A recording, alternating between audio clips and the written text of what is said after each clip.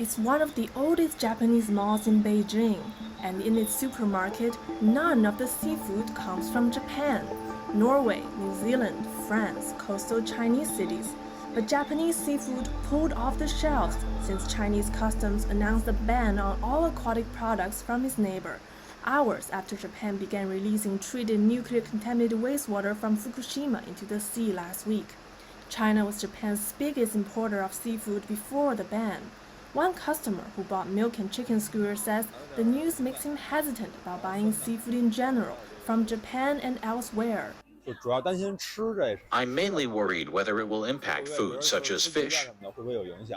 Tokyo Electric Power Company operates a nuclear plant and says initial tests after the release show the radioactivity of seawater around the facility meets safety standards.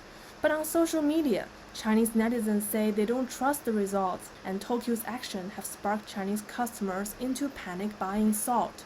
So there is a bit of evidence of some panic buying of salt, but overall the situation is stable.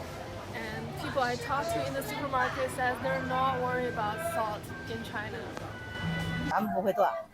China won't run out of salt. We also have lake salt besides sea salt. Many Chinese say the issue is not only about health, but also a moral one.